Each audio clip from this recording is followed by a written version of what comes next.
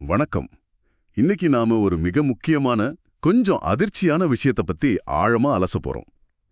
கற்பனை செஞ்சு பாருங்க, உங்களை எல்லா வகையிலும் பாதுகாப்பேன் அப்படின்னு சத்தியம் செஞ்ச ஒரு அணுவாயுத பலம் பொருந்திய நாடு, அந்த நாட்டோட ஒட்டுமொத்த பொருளாதாரத்தையே உங்க சொந்த பணத்தை வச்சு தான் நீங்க காப்பாத்திட்டு இருக்கீங்க.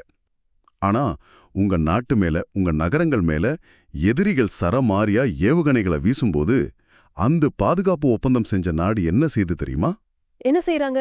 உங்க வெளியுறவுத்துறை அமைச்சருக்கு ஒரு ஃபோன் பண்ணி, நிலைமை ரொம்ப மோசமா இருக்கு, நாங்க கவனிச்சிட்டு இருக்கோம் அப்படின்னு ஒரு சம்பிரதாயமான ஆறுதலை மட்டும் சொல்லிட்டு அமைதியாகிடுறாங்க. அட பாவமே. எந்த ராணுவமும் வரல, எந்த போர் விமானமும் பறக்கல. இது ஒரு கற்பனை கதை கிடையாது. சவுதி அரேபியாவுக்கு பாகிஸ்தான் இப்போ செஞ்சுக்கிட்டு இருக்கிற நிஜமான துரோகம் இதுதான். இன்னைக்கு நம்ம கிட்ட இருக்கிற ஆதாரங்களை வச்சு சவுதி அரேபியா, பாகிஸ்தான், அப்புறம் ஈரான், இந்த நாடுகளுக்கு இடையிலான மிகச் சிக்கலான, பரபரப்பான புவிசார் அரசியல் உறவுகளை பத்தி தான் ஆழமா அலச போறோம். கண்டிப்பா. ஆனா இந்த அலசலுக்குள்ள போறதுக்கு முன்னாடி ஒரு முக்கியமான விஷயத்த நாம இங்க தெளிவுபடுத்திடணும். சொல்லுங்க. அதாவது நாம விவாதிக்க போற இந்த ஆதாரங்கள்ல சமீபத்துல நடந்த பல தீவிரமான அரசியல் அப்புறம் ராணுவ மோதல்கள் இருக்கு.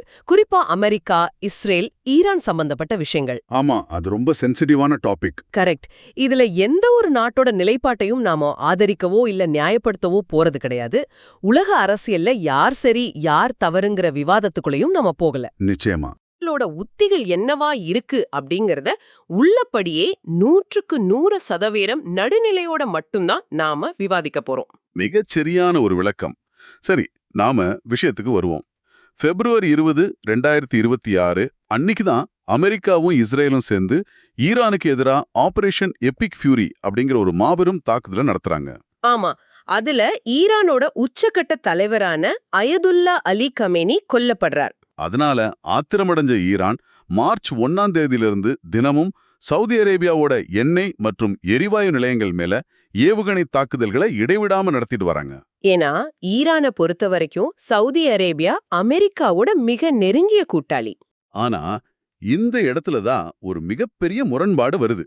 போன வருஷம், அதாவது செப்டம்பர் 2025ல சவுதிக்கும் பாகிஸ்தானுக்கும் இடையில ஒரு மிக முக்கியமான பரஸ்பர பாதுகாப்பு ஒப்பந்தம் கையெழுத்தாச்சு இல்லையா? ஆமாம், ஒரு நாட்டின் மீதான தாக்குதல் இரு நாடுகளின் மீதான தாக்குதலாக கருதப்படும் அப்படிங்கிறது தான் அந்த ஒப்பந்தம். அப்போ இவ்ளோ பெரிய தாக்குதல்கள் சவுதி மேல நடந்துட்டு இருக்கும்போது ஒப்பந்தப்படி படைகள் அனுப்பாம பாகிஸ்தான் ஏன் இந்த மௌன துரோகத்தை செய்யறாங்க? அதுவும் ஒரு செக்ல கையெழுத்து போட்டா பாகிஸ்தானோட மொத்த பொருளாதார பிரச்சனையும் தீர்க்கக்கூடிய பவர் சவுதி கிட்ட இருக்கும்போது பாகிஸ்தானோட இந்த செயல் எந்த வகையிலும் தர்க்க ரீதியா பொருந்தலையே. பாகிஸ்தானோட இந்த மௌனம் மேலோட்டமா பார்த்தா முட்டாள்தனமாவும் துரோகமாவும் தெரியலாம். ஆனா அவங்க செப்டம்பர் 2025ல போட்ட ஒப்பந்தத்தை ஒரு புதிய நட்புக்கான தொடக்கமா பார்க்கல. ஓ, அப்போ வேற எப்படி பாக்குறாங்க? மாறாக 50 வருஷங்களா அவங்க நடத்திட்டு வர்ற ஒரு நிழல் பாதுகாப்பு வியாபாரத்தோட உச்சகட்டமா தான் பாக்குறாங்க. இந்த முடிச்ச அவிழ்க்கணும்னா நாம 1974ஆம் ஆண்டு காலகட்டத்துக்கு பின்னாடி போகணும். 1974. அப்போ சவுதி எப்படி இருந்தது? அப்போ சவுதி அரேபியா ஒரு பொருளாதார மாயாஜாலத்தை சந்திச்சிட்டு இருந்தாங்க. அவங்க தினமும் 9.5 மில்லியன் பேரல்ஸ் கச்சா எண்ணெய உற்பத்தி செஞ்சுட்டு இருந்தாங்க. இன்றைய மதிப்புல கணக்கிட்டா சவுதிக்கு ஒரு நாளைக்கு $1 பில்லியன் வருமானம் வந்துட்டு இருந்தது. ஒரு நாளைக்கு $1 பில்லியன்? இது ஒரு நாட்டோட தலையெழுத்தே மாத்தக்கூடிய பணம். இந்த பணத்தை வச்சு அவங்க உடனே ஒரு வலிமையான ராணுவத்தை உருவாக்கி இருக்கலாமே. அங்கதான் மத்திய கிழக்கு அரசியலோட ஒரு மிகப்பெரிய சிக்கல் இருக்கு. சவுதி அரேபியா தங்களுக்கு தேவையான எல்லாத்தையுமே வெளிநாடுகள்ல தான் இறக்குமதி செஞ்சாங்க. ஜெட்டா துறைமுகத்துக்கு வெளியே பொருட்களை இறக்குறதுக்காக 220 பிரம்மாண்டமான கப்பல்கள் கடல்ல 30 மைல் தூரத்துக்கு வரிசையில காத்து நின்னுச்சு. 30 மைல் தூரத்துக்கா? ஆமா, ஒரு அமெரிக்க வியாபாரி மழையே பெய்யாத அந்த பாலைவன நாட்டு மக்கள் கிட்ட மழைக்கோட்டுகளை கூட வித்து பணம் சம்பாரிச்சிருக்கான் பாருங்களேன். அடப்பாவுமே, மழைக்கோட்டா? தற்காப்புக்காக அமெரிக்கா கிட்ட இருந்து அதிநவீன ஆயுதங்களை பில்லியன் கணக்குல கொட்டி வாங்கினாங்க. ஆனா அந்த ஆயுதங்களை கையாள தகுதியான வலிமையான ஒரு தேசிய ராணுவத்தை அவங்க கட்டமைக்கல. காரணம் பயம். ஓ, அவங்க சொந்த மக்களை ஆயுதபாணிகளா மாத்துறதுல சவுதி அரசு குடும்பத்துக்கு இருந்த பயத்தை பத்தி சொல்றீங்க? கரெக்ட். மத்திய கிழக்கோட பல நாடுகள்ல ராணுவம் வலுவடைஞ்சா அதே ராணுவம் அரச கவிழ்த்திடும் அப்படிங்கிற வரலாறு இருக்கு இல்லையா? மிக துல்லியமான புள்ளி. சவுதி அரசு குடும்பம் ஒரு வலிமையான ஒன்றுபட்ட ராணுவத்தை உருவாக்க விரும்பல. ராணுவ தளபதிகள் தங்களுக்கு எதிரா திரும்பிடுவாங்களோங்கிற பயத்துல ராணுவத்தை பல சின்ன பிரிவுகளா பிரிச்சு ஒருத்தருக்கொருத்தர் தொடர்பில்லாத வகையில ரொம்ப பலவீனமாவே வச்சிருந்தாங்க. அதாவது ஆயுதங்கள் உலகத்தரம் வாய்ந்தது. ஆனா அதை இயக்குறவங்களுக்கு எந்த போர் பயிற்சியோ ஒருங்கிணைப்பும் கிடையாது. ஆமா, அதுதான் நிஜம். இதை சுருக்கமா சொல்லணும்னா, கையில பல கோடி ரூபாயை வச்சுக்கிட்டு தற்காப்பு கலை எதுவும் தெரியாம ஒரு பெரிய பங்களாவுல தனியா வசிக்கும் ஒரு கோடீஸ்வரரை போல சவுதி இருந்திருக்காங்க. சுத்தி இருக்கிறவங்க எப்போ உள்ள நுழைஞ்சு பணத்தை திருடுவாங்களோங்கிற பயம் இருக்கும்போது அவங்களுக்கு உறுதியா ஒரு வெளிநாட்டு மேய்க்காப்பாளர் தேவைப்பட்டார். கரெக்ட். இந்த சூழல்ல தான் 1979ல 3 பெரிய நிலநடுக்கங்கள் சவுதிய சுத்தியும் நடக்குது. அந்த வருஷம்தான் சவுதியோட ஒட்டுமொத்த பாதுகாப்பு உத்தியையும் தலைகீழா மாத்துச்சு. முதல் நிலநடுக்கம் எது? பிப்ரவரி மாசத்துல ஈரான்ல இஸ்லாமிய புரட்சி வெடிக்குது. அயத்துல்லா கோமேனி பதவியேற்ற உடனே சவுதி ஆட்சியாளர்களை கடுமையா விமர்சிக்க தொடங்குறார். சவுதி அரசர்கள் அமெரிக்காவோட கைப்பாவைகள் அப்படின்னும் மக்காவையும் மதீனாவையும் அவங்க கிட்டேருந்து மீட்கணும் அப்படின்னும் பகிரங்கமா அறிவிக்கிறார். இது வெறும் அரசியல் விமர்சனம் கிடையாது. சவுதி அரச குடும்பத்தோட இஸ்லாமிய தலைமைக்கே விடப்பட்ட நேரடி சவால். ஆமா. அடுத்து 2வது சம்பவம் நவம்பர் மாசம் நடந்த மக்கா முற்றுகை. மக்காவில் உள்ள புனிதமான மசூதியில சுமார் 1,00,000 வழிபாட்டாளர்கள் இருந்தப்போ ஆயுதமேந்திய தீவிரவாதிகள் உள்ள புகுந்து மசூதிய தங்க கட்டுப்பாட்டுக்குள்ள கொண்டு வந்தாங்க.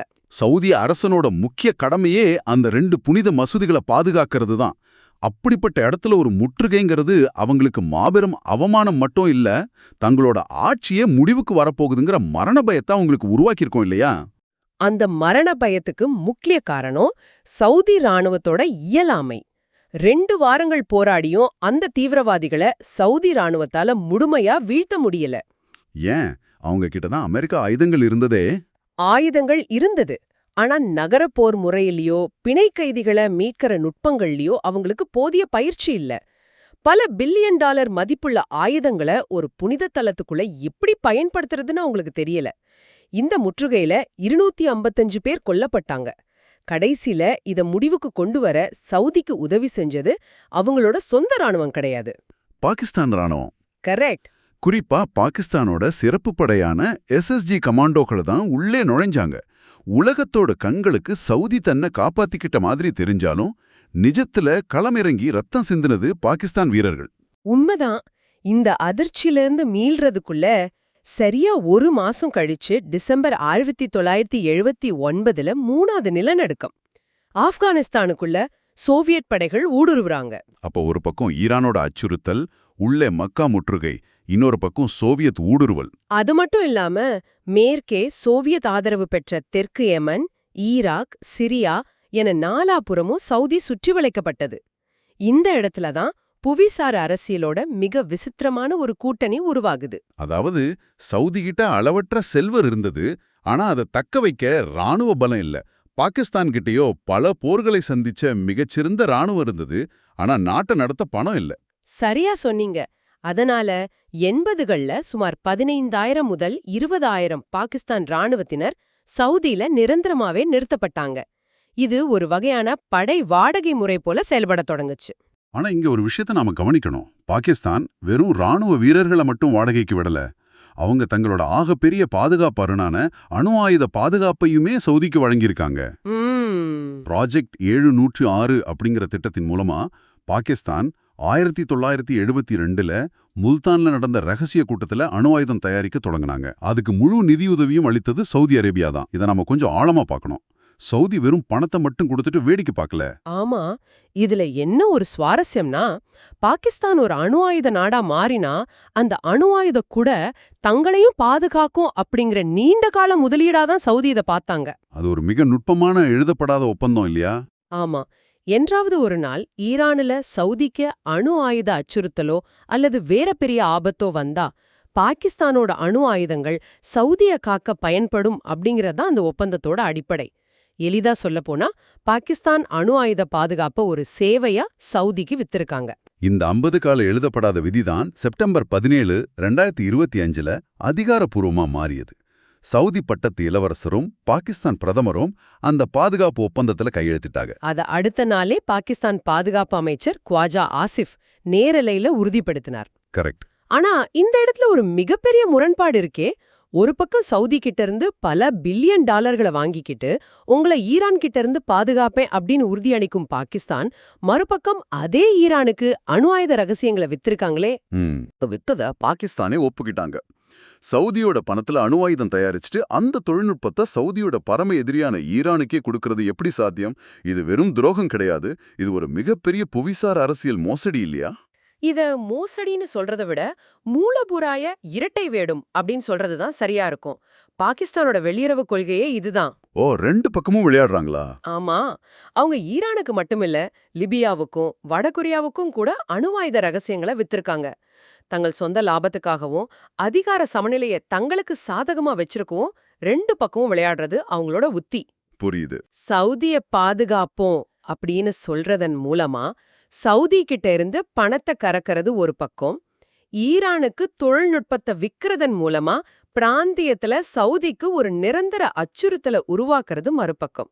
சவுதிக்கு அச்சுறுத்தல் இருக்கிற வரைக்கும் தான் பாகிஸ்தானோட பாதுகாப்புக்கு அங்க மதிப்பு இருக்கும். எதிரியே இல்லைன்னா மெய்காப்பாளருக்கு என்ன வேலை? ரொம்ப அபாயகரமான விளையாட்டு. சரி, இப்ப நாம நேரடியா 2026 நெருக்கடிக்கு வருவோம். ஈரான் சவுதி மேல ஏவுகணை மழைய பொழியுது. ஒப்பந்தப்படி பாகிஸ்தான் ராணுவம் சவுதியை காக்க சென்று இருக்கணும். ஆனா அவங்க ஒரு சம்பிரதாயமான போன் காலோட நிறுத்திக்கிட்டாங்க. ஆமா, அது மட்டும் இல்ல, அமெரிக்கா ஈரானை தாக்குறதுக்கு தங்கள் விமான தளங்களை ரகசியமா பயன்படுத்திக் கொள்ளவும் பாகிஸ்தான் அனுமதிச்சிருக்காங்க. சவுதியை காப்பாற்ற எந்த படையும் அனுப்பாம ஈரானுக்கும் துரோகம் செஞ்சு இப்படி ஒரு விசித்திரமான மௌனத்தை பாகிஸ்தான் ஏன் கடைபிடிக்குது? பாகிஸ்தானோட தற்போதைய புவியியல் அப்புறம் உள்நாட்டு நிலைமைய பார்த்தா இந்த மௌனத்துக்கான விடை கிடைக்கும். நீங்க பெரிய படத்தை பாருங்க. பாகிஸ்தான் நாலாபுறமும் எதிரிகளாலும் எல்லை பிரச்சனைகளாலும் சூழப்பட்டிருக்கு. கிழக்கே இந்தியாவுடன் நிரந்தர பதற்றம், வடமேற்கே ஆப்கானிஸ்தானுடன் பிரச்சனை. ஆமா, சமீபத்துல கூட காபூல் மருத்துவமனையில நடந்த தாக்குதல்ல 400 பேர் கொல்லப்பட்டாங்க. மேற்கே பாத்தீங்கன்னா பலோச் போராளிகள் பாகிஸ்தானுக்கு உள்ளேயே தினசரி தாக்குதல்களை நடத்திட்டு இருக்காங்க. இப்படி 3 பக்கமும் நெருப்பு எரிஞ்சிட்டு இருக்கும்போது தங்கள் படைகளை சவுதிக்கு அனுப்புனா பாகிஸ்தானோட சொந்த எல்லைகளை யாரு பாதுகாக்கிறது? இது ராணுவ ரீதியான தற்கொலைக்கு சமம். இதை இன்னொரு கோணத்திலையும் பார்க்கலாம். புவியியல் அச்சுறுத்தலை விட உள்நாட்டு மக்கள் தொகை தான் பாகிஸ்தானோட கைகளை கட்டி போட்டிருக்கு. எப்படி சொல்றீங்க? ஈரானுக்கு பிறகு உலகிலேயே அதிகமான ஷியா முஸ்லிம்கள் வசிக்கும் நாடு பாகிஸ்தான் தான். சுமார் 40 மில்லியன் ஷியா மக்கள் அங்க வாழ்றாங்க. கொல்லப்பட்ட ஈரானோட தலைவர் ஐதுல்லா அலி காமேனிய பாகிஸ்தான்ல உள்ள ஷியா மக்கள் வெறும் வெளிநாட்டு தலைவரா பார்க்கல, அவரை தங்களோட ஆன்மீக வழிகாட்டியாவே மதிக்கிறாங்க. அவர் கொல்லப்பட்ட செய்தியை கேட்டு பாகிஸ்தானே கொந்தளிச்சு போயிருந்தது. அதுதான் இங்குள்ள மிக முக்கியமான சிக்கல். பாகிஸ்தான் ராணுவத்துக்குள்ளேயும் கணிசமான ஷியா படைவீரர்களும் இருக்காங்க. இந்த சூழ்நிலையில சவுதிக்கு ஆதரவா ஈரானுக்கு எதிரா பாகிஸ்தான் தான் ராணுவத்தை அனுப்புனா அது வெறும் வெளிநாட்டு போராம மட்டும் இருக்காது. அது பாகிஸ்தான் ராணுவத்துக்குள்ளேயே பிளவை ஏற்படுத்தி பாகிஸ்தானுக்குள் ஒரு மாபெரும் உள்நாட்டு போர தொடங்கிவிடும் இல்லையா? நிச்சயமா. நீங்க யோசிச்சு பாருங்க, உங்களை சுத்தியும் வலிமையான எதிரிகள், வீட்டுக்குள்ளேயும் கொந்தளிப்பான சூழ்நிலை. நாளைக்கு ஆட்சி கவிழுமா, நாடு பிளவுபடுமாங்கிற தொடர்பயம். இப்படி ஒரு நிலையில உங்ககிட்ட எவ்வளோ பெரிய ஒப்பந்தம் இருந்தாலும், நீங்க யாருக்கிட்ட பல பில்லியன் டாலர்களை வாங்கியிருந்தாலும் உங்களுடைய சொந்த உயிர் வாழ்தலுக்கு தானே நீங்க முன்னுரிமை கொடுப்பீங்க. பாகிஸ்தான் அதைத்தான் செஞ்சிருக்கு. ஆமா, சர்வதேச உறவுகள்ல நட்பு, விசுவாசம் இதெல்லாம் வெறும் வார்த்தைகளே. ஒவ்வொரு நாடும் தனது சொந்த தேசிய நலனையும் உயிர் வாழ்தலையும் தான் முதல் நோக்கமா கொண்டிருக்கும். ஆனா பாகிஸ்தானோட இந்த செயல் புவிசார் அரசியல்ல ஒரு நிரந்தரமான சந்தேக விதையை விதைச்சிருக்கு. ஆனா இதுலதான் உலகத்தோட மனசாட்சியே உழுக்கிற ஒரு மிகப்பெரிய கேள்வி எழுது. ஈரானுக்கும் துரோகம் செஞ்சு, சவுதிக்கும் துரோகம் செஞ்சு, வெளிப்படையா அணு ஆயுத ரகசியங்களை வித்த பாகிஸ்தான உலக நாடுகள் ஏன் தண்டிப்பதில்லை? உலக வரலாற்றை பாருங்க. பேரழிவு ஆயுதங்கள் இருக்கு அப்படின்னு சொல்லி ஈராக்கோட சத்தாம் ஹுசைன் ஆட்சி அழிக்கப்பட்டது. அணு ஆயுத திட்டத்தை கைவிட்ட பிறகும் லிபியாவோட முஅம்மர் கடாஃபி கொல்லப்பட்டார். ஆனா பாகிஸ்தானுக்கு மட்டும் எப்படி திரும்ப திரும்ப சர்வதேச நாணய நிதியமான IMF கிட்ட இருந்து கடன்கள் கிடைக்குது? உலக வல்லரசுகள் ஏன் இவங்களை கண்டும் காணாம இருக்காங்க? இந்த கேள்விக்கான பதில் உலகத்துல உள்ள அத்தனை வல்லரசுகளையும் தூங்க விடாம செய்யற ஒரு திகழான உண்மை. 2025 நிலவரப்படி பாகிஸ்தான் கிட்ட 170 அணு ஆயுதங்கள் இருக்கு. 170? ஆமா, பிரிட்டன் அப்புறம் பிரான்ஸை விட அதிக அணு ஆயுதங்களை கொண்ட உலகத்தோட 5வது மிகப்பெரிய அணு ஆயுத நாடு பாகிஸ்தான். உலக நாடுகளோட உளவு அமைப்புகள் அஞ்சுற அந்த பேரழிவு சினாரியோ இதுதான். ஒருவேளை பொருளாதார தடைகள் விதிச்சு பாகிஸ்தான் முழுவதுமா திவாலாகி அங்க ராணுவ புரட்சியோ அல்லது உள்நாட்டு போரும் வந்து அரசு கவிழ்ந்துட்டா இந்த 170 அணு ஆயுதங்களும் யார் கையில போகும்? பாகிஸ்தானுக்குள்ள ஆழமா வேரூன்றிருக்கிற தாலிபான், ISIS அல்லது அல் கொய்தா மாதிரியான தீவிரவாத அமைப்புகளோட கைகள்ல இந்த அணு ஆயுதங்கள் மிக எளிதா சிக்கிக்கும். ஒரு நாடு தீவாலாகலாம், ஆனா 170 அணு ஆயுதங்களை வச்சிருக்கிற ஒரு நாடு தீவாலாகிறத உலகம் வேடிக்கை பார்க்க முடியாது. இது ஒரு வகையான சர்வதேச பணைய கைதி நாடகம்.